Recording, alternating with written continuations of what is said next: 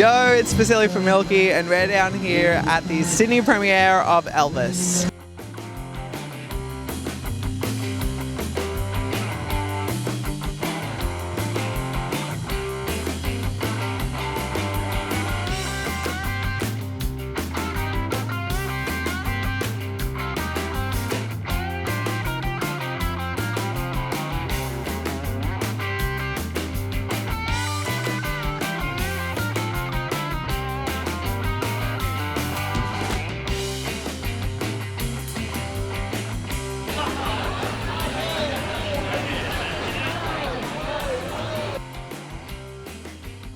I couldn't be happier. You know, we'd worked so hard on the film. You feel so much pressure the entire time. Yeah, they're legends, and they've been my heroes for so long. So it's so nice to have the film coming out. You know. What's been really satisfying for me to collaborate with Baz through this project is thinking of Elvis as a kind of musical prism. And Elvis absorbed so many diverse influences into his own artistry, from country and western music to gospel music to Pentecostal spiritual music to rhythm and blues, and he was able to synthesize all of that into an unmistakable sound that then, out the other side of that prism, continues to influence artists to this day. So it was really important in telling the Elvis story to acknowledge all of those rock and roll artists, many of whom are sadly still too unsung. You know, the Sister Rosetta Tharpes and Big Mama Thorntons, the Arthur Crudups of this world. But then also we've created a lot of contemporary music that is riffing off of, remixing, inspired by Elvis, to show how Elvis is alive among artists today. Music creation is so organic, so you know there are definitely people who I think Baz wanted to work with, people who might want to work with Baz, but it really comes down to the clicking on the ideas that we were just talking about finding something in that Elvis musical canon that could make something fresh and cool today, and you can see it speaks to many different kinds of people, and we have many different kinds of music in our soundtrack. I mean, if you look at something like Elvis's legacy, it is so extensive. His back catalogue is an incredible plethora of bangers after bangers after bangers. I think the best thing that happens is that Baz is a true Elvis fan. So if you have a look at the list of songs that he's curated for this film, it's incredible. And looking through the 1950s to the 60s to the 70s, in the 50s you've got those unbelievable rock and roll tunes. In the 60s he has that comeback where he's like hitting those old rock and roll tunes plus the new ones. And then the 70s where he goes into that Vegas phase of being able to reinvent himself with a massive 30-piece orchestra with incredible musicians behind it. I think you're going to see a really great mix of those incredible songs. I mean, there was a few, but it was the performances.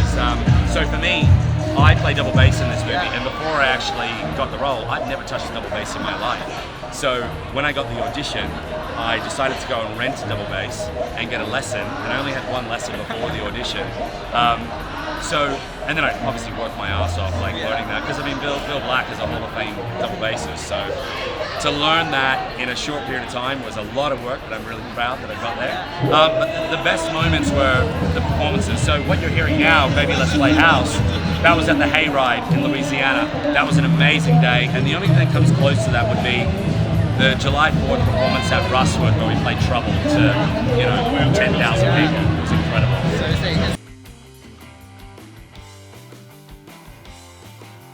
I played Marion Kaiska, who ran Sun Studios with Sam Phillips. She was the first person to record Elvis. Elvis came into the Sun Studios when he was about 19 and asked to record an album for his mum, just one song. And Marion heard his voice and said to Sam Phillips, "We got to use him." And they got him in a couple of years later. So I think that gets covered in the film. I don't know. Hopefully. I did a lot. I mean, so much of it is in the script anyway, but I was always a huge Elvis fan. I used to have a poster on my wall when I was a kid that I give a kiss every night to with lipstick on. So I knew a lot of the Elvis backstory, but I didn't know much about Sun Studios, so I did a lot of research into Sam and Marion and all of the musicians that went through Sun Studios. it honours Elvis's legacy, but it also honours the musicians that inspired him. And so we get to see all of those people, and we also get to see the very, very poor boy that was, all he had was music. You know, when you've got nothing else, you listen to the sounds around you, and how that invigorated and gave him his own sort of lease on life. And so in that way, it is just a music lover's spectacular. And you know, Baz always uses music to the nth degree in his films, so people are going to have a wild ride. It's great. Oh, it's when Austin and Elvis are interchangeable now, really. When Elvis, we're in Sun Studios and he starts to record, and it's the moment that he really starts to loosen up and just go batshit. It's awesome. And we all kind of go, that's the guy, that's the star. And it's just a beautiful, and they recreated Sun Studios and Beale Street. It was magic. Magic, magic, magic. Baz magic.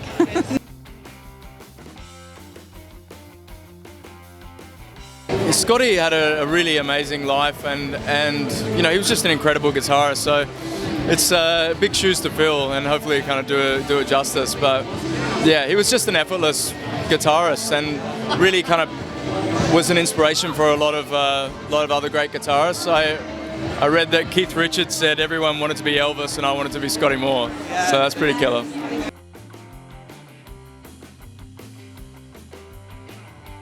I mean, I think it celebrates, yeah, it does. It celebrates the music that Elvis loved as well. And yeah, and I think, I mean, we had such a great time shooting all those scenes and like kind of learning all those songs. So hopefully you can get a sense of that when you see it. I guess it's any legend. He's one of the biggest music stars in the world. There's soul, there's rhythm, there's grit.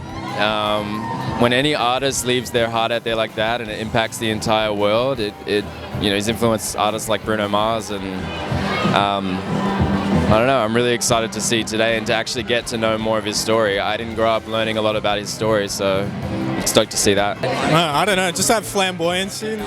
He sort of paved the way for like modern music, 100%. I don't know, I feel like the actor.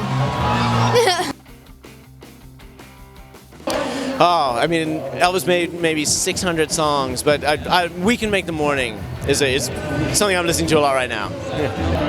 It's a real big toss-up. I love Baby Let's Play House, but I also love Mystery Train, which is a real quiet banger, but unbelievable. Little 16-bar blues, unbelievable. Yeah. Damn, it's got to be Can't Help Falling in Love, 100%. It's the best, always. My favourite Elvis Presley song is In the Ghetto, which is very sad.